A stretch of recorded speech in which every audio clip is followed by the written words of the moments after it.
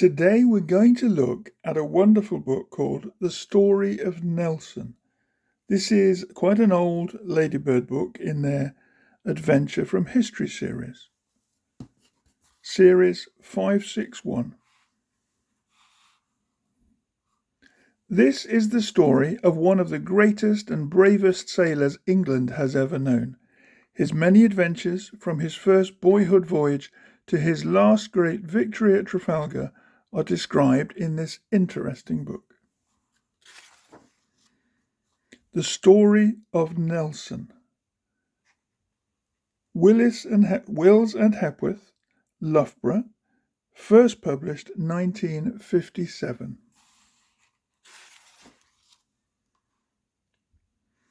The story of Nelson. 200 years ago, a little boy called Horatio Nelson was born in the county of Norfolk and grew up to be the greatest fighting sailor England has ever known. During almost the whole of his life, the English were fighting against the French, who were commanded by Napoleon, the famous French general and emperor. It was Nelson who finally defeated him at sea, just as, later, the great Duke of Wellington defeated him on land.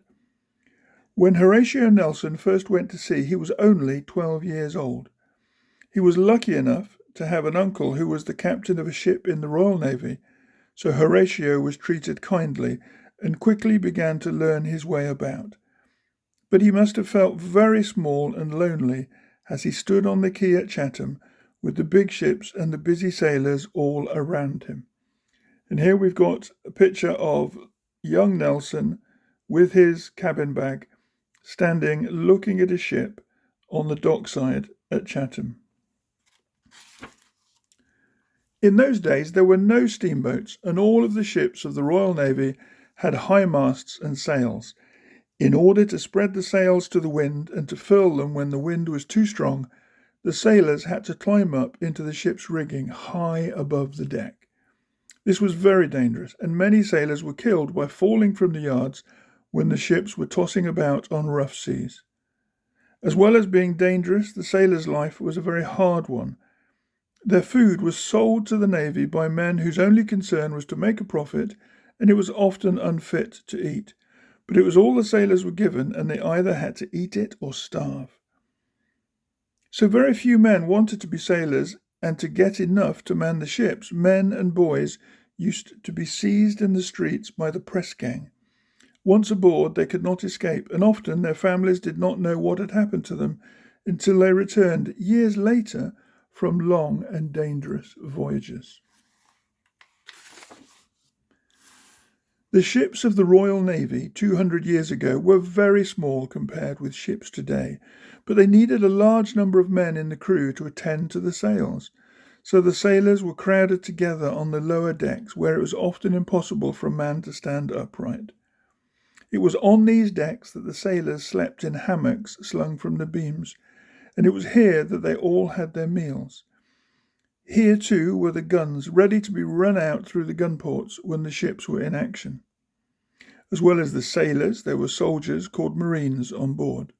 They loaded and fired the big guns, served by boys known as powder monkeys, who carried the charges of gunpowder up from the hold deep down in the ship. This was the service which Nelson knew as a small boy.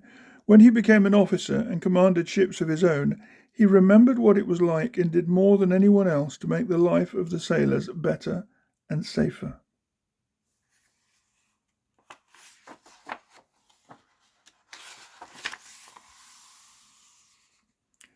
Horatio soon became very good at sailing, and when he was only 15 years old, he was made captain's coxswain in a ship called the Carcass. This was a very important position for a boy so young as Horatio. It meant that whenever the captain went out in a small sailing or rowing boat, Horatio was in command of it. The captain would have been very surprised to know that the small boy who ordered the sailors about so confidently was to become the greatest admiral in all our history. The Carcass was not bound on an ordinary voyage.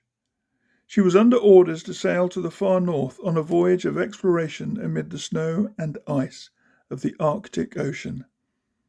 Young Horatio Nelson had already made one voyage to the tropical islands of the West Indies. Now he was to see the frozen seas of the far north.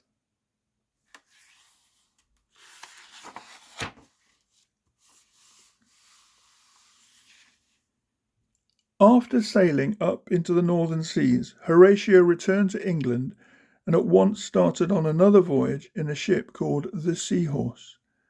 This time he went to India, and we can imagine him ashore in the native bazaars of Bengal. Here he would see all the strange, colourful life of the East as he bargained with the Indian merchants. But the climate of the tropics was too much for him. After 2 years he became very ill and had to be sent home. He himself has told us how he felt on the long voyage around the Cape of Good Hope. He was very unhappy, thinking that he would never be strong enough to be a sailor. Then, he says, I almost wished myself overboard, but a sudden glow of patriotism was kindled within me. Well then, I exclaimed, I will be a hero, and confiding in Providence, I will be brave every danger. I will brave every danger. To the end of his life, Nelson never forgot that moment or that resolve.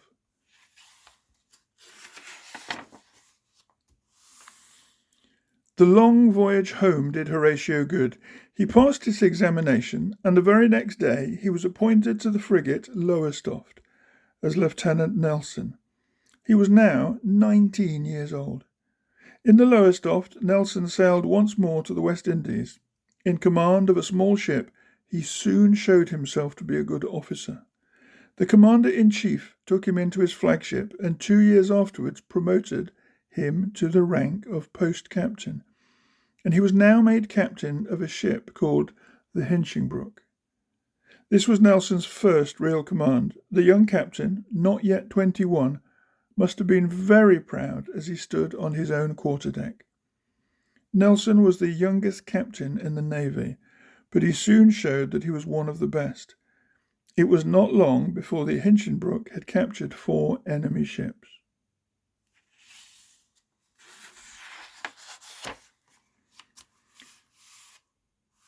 Soon afterwards, I'm just going to check the pages. Yes, back to this next page. Soon afterwards, Nelson took part in an attack on the Spanish settlement on Lake Nicaragua in Central America. This meant that he and his men had to force their way up to the river San Juan in small boats at the time of the tropical rains. The terrible journey through the forest in the pouring rain was too much for Nelson's strength. Like so many of his men, he became very ill and had to be sent back to Jamaica. For a long time he was ill indeed. He had been made captain of a fine ship called the Janus, but he was too ill to take command of it. So once more he was back in England. He was unable to use his left arm and was in great pain. What was worse, he was afraid he would never be able to go to sea again.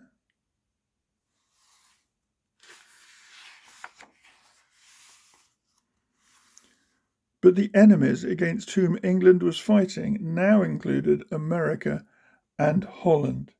The Navy needed every ship and every man. Nelson was too good an officer to be left on shore. Partly disabled as he was appointed to command a frigate called the Albemarle, which had been captured from the French. In this ship, Nelson was at sea the whole winter, sailing as far north as Elsinore in Denmark. This must have been a great trial to a man not completely recovered from an illness, because ships in those days were not as comfortable as ships today. They were very cramped below decks, and because there was no way of keeping food fresh, it was often bad. It was while returning from Denmark that Nelson's ship collided with a much larger ship in a gale, and was nearly driven onto the dangerous Goodwin Sands. For a time, Nelson remained on shore. But when England again declared war on France, on the French Republic, he was given the command of one of the big line of battleships, as they were called. This was the Agamemnon, known as the 64. This meant that along her sides she had 64 cannon with which to fire at the enemy. It was whilst in command of the Agamemnon that Nelson lost the sight of an eye. This was when he landed with his sailors on the island of Corsica. This island, on which Napoleon had been born, had been sold to the French by the Italians. The English admiral now decided to capture it so as to have a harbour for his ships. The French had two very strong forts on the island, Bastia and Calvi. It was whilst besieging the second of these forts that Nelson's eye was damaged by splinters from an enemy cannonball.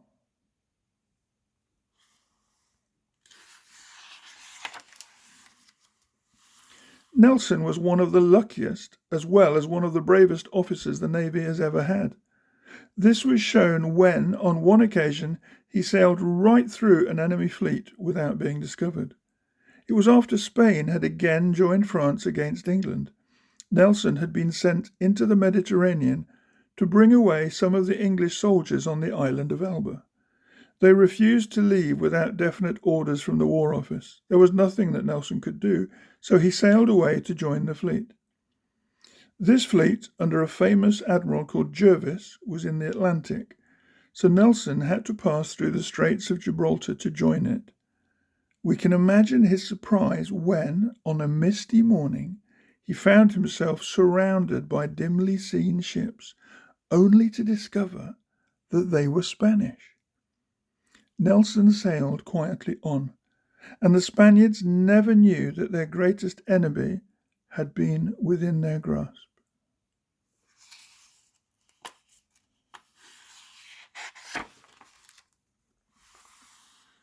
Two days later, Nelson had joined the ships commanded by Admiral Jervis, and they decided that they would attack the Spanish ships. This was a very famous battle called the Battle of St. Vincent, because it was fought near Cape St. Vincent in Portugal. In this battle, Nelson sailed his ship right up against two of the biggest of the Spanish ships. As soon as they were touching, Nelson sprang on board the first of them, followed by his sailors.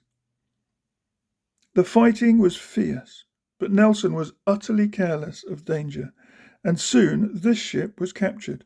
Immediately Nelson and his men boarded the second ship. Many of the English sailors were now wounded, but when Nelson sprang on board the second Spanish ship, sword in hand, every man of the crew followed him.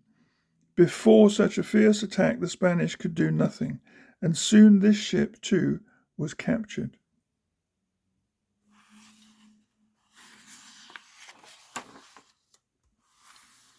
Nelson had come through the attack on two Spanish ships unwounded. Now he stood on the quarterdeck of the larger of them called the San Josef, while the prisoners were gathered on the deck below. In those days, when ships were captured by the men from one ship jumping onto the deck of the other, it was very different from today. When a ship surrendered, the captain and officers of the captured ship drew their swords and handed them to the victorious captain. Nelson's bravery in this battle made him the hero of England, and a famous picture was painted of him as he received the swords of the officers of the San Josef. There were so many of them that he handed them to his boatswain, who tucked them under his arm.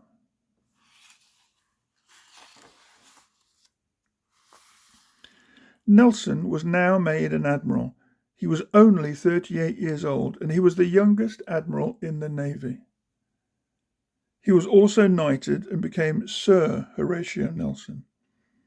The new admiral was in command of a number of ships. He was ordered to cruise off Cadiz and stop the Spanish ships from sailing out of the harbour. But Nelson was a fighting sailor, and he soon got tired of just sailing up and down. So he used to put parties of his sailors into small boats and row into the Spanish harbour on dark nights. These raids were so successful that Nelson was ordered to attack the Spanish island of Tenerife in the same way. But just as the sailors were landing on Santa Cruz, with Nelson himself leading them, he was hit in the arm by a shot from a cannon. This is why, in pictures of Lord Nelson, he always has an empty sleeve pinned across his chest.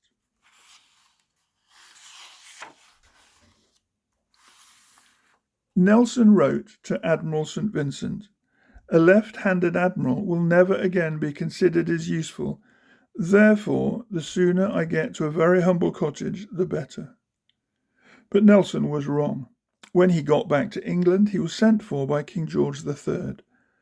The king thanked him for all his brave deeds and invested him with the Order of the Bath, which is a very high honour.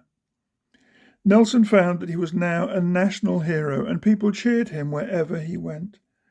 He found the humble cottage, but he never lived in it. Although he could not now lead his sailors in attacking enemy ships, he was the best admiral the Navy had. Very soon he was again at sea, this time in the Mediterranean. He was now in command of about 20 ships.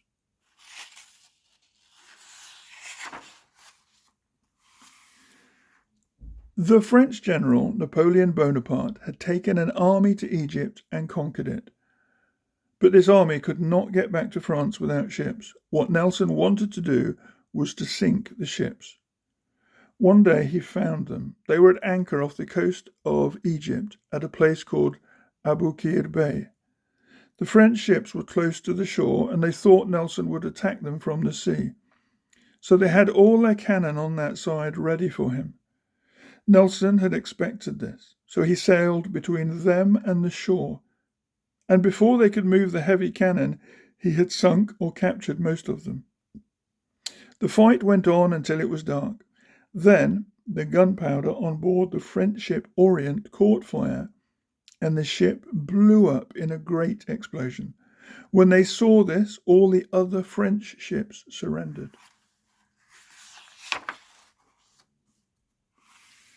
Nelson's victory over the French fleet meant that General Bonaparte could not bring his army from Egypt and conquer Italy. When Nelson arrived at Naples with his ships, he was welcomed by the king and all the Italian people. We can well imagine the scene in the lovely bay of Naples. The king and his court came out in the royal yacht to greet Nelson, and as he took his hand, the king called him "my deliverer and preserver." Behind the town was the great volcano of Vesuvius. This, with its clouds of smoke and the blue water of the Mediterranean, made a picture which Nelson never forgot. Besides all this, Nelson received the thanks of Parliament and a pension of £2,000 a year, as well as rich presents from people like the Tsar of Russia and the Sultan of Turkey.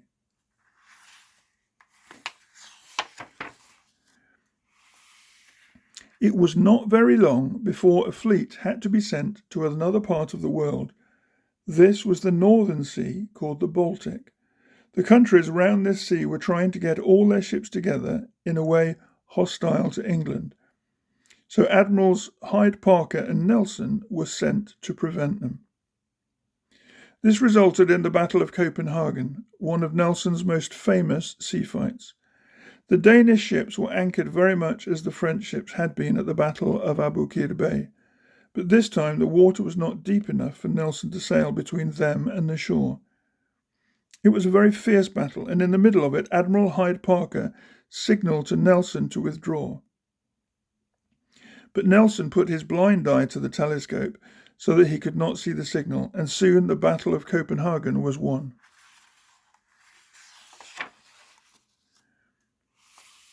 After the Battle of Copenhagen, Nelson returned to England. He was now the most famous man in the country. He became Lord Nelson, and many other honours were conferred upon him. As England was now at peace, he was able to live in his country home instead of being always at sea.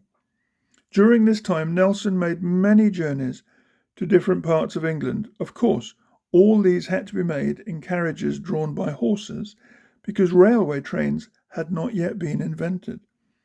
So instead of rushing through little wayside stations without stopping, Nelson drove slowly through hundreds of little villages in his open carriage.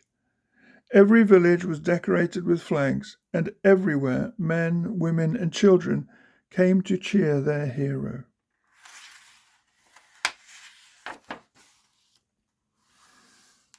For 2 years, Nelson lived a peaceful life on shore, Then war broke out again between England and France.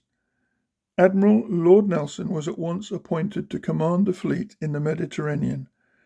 2 days later, he set out at dawn from his home in Merton to drive down to Portsmouth. The same evening, he went aboard his flagship. It was called the Victory, and is the most famous ship that the Royal Navy has ever had. It can still be seen exactly as it was 150 years ago. Nelson sailed at once to watch the French port of Toulon. His orders were to take, sink, burn, or otherwise destroy all French ships.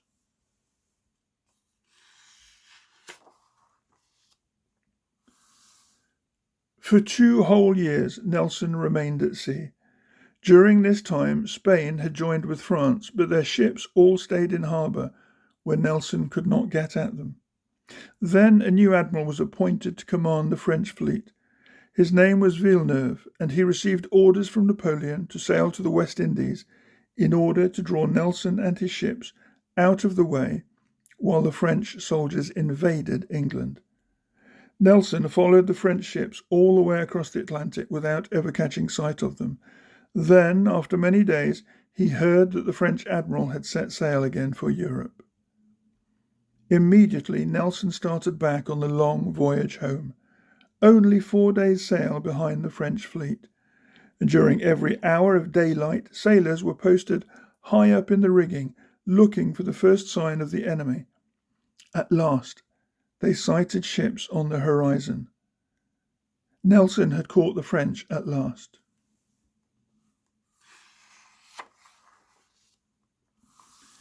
It was on a misty morning of October, in the year 1805, that Nelson first had sight of the French ships from the quarterdeck of the Victory. The French Admiral Villeneuve had 33 ships. Nelson had 27. But although the enemy had 6 more ships than he had, Nelson decided to attack them. As soon as it was light, he ordered his ships to steer towards the French. When they saw this, the enemy ships turned away, and soon Nelson's sailors were hoisting every sail they could so as to catch them. When at last they drew close, the French were in one long line. Nelson ordered his ships to sail straight at the line of French ships and to break through it in 2 places. It was then that he hoisted the signal flags which read, "England expects that every man will do his duty." This is probably the most famous signal ever made.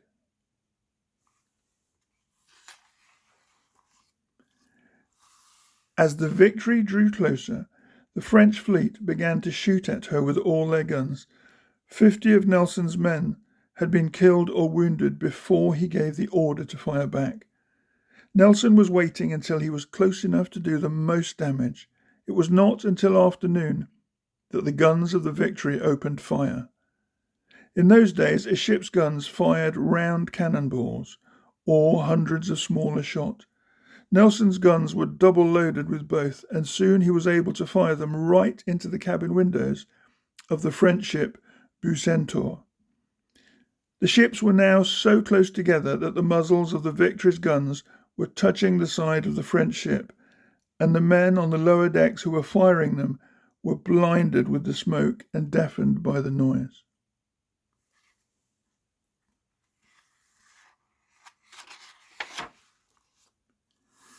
It was now that Nelson's flagship, the Victory, crashed into the French ship Redoutable.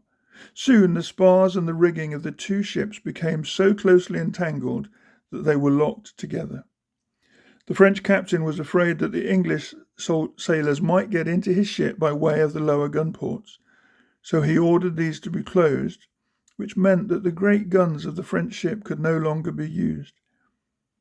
Nelson noticed that the French cannon were no longer firing, and he thought the French captain had surrendered. He gave orders that the English were to cease fire, but when the Frenchmen continued to shoot with their muskets, the English returned to the attack. Twice this happened before at last the French were beaten, but by that time the English fleet had suffered a terrible blow.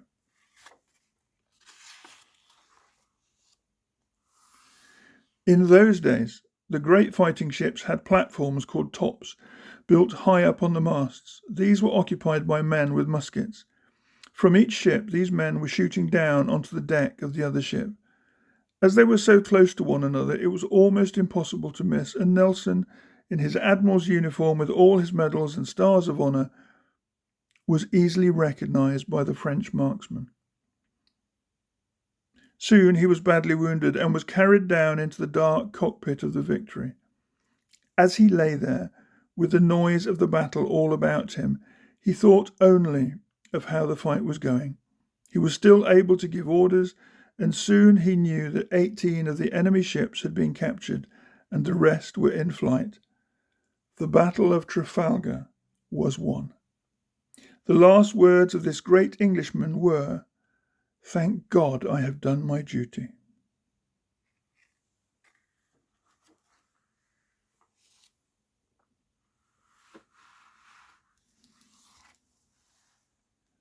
And that is the story of Nelson,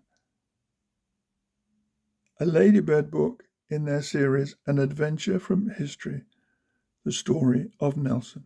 I hope you enjoyed that as much as I did.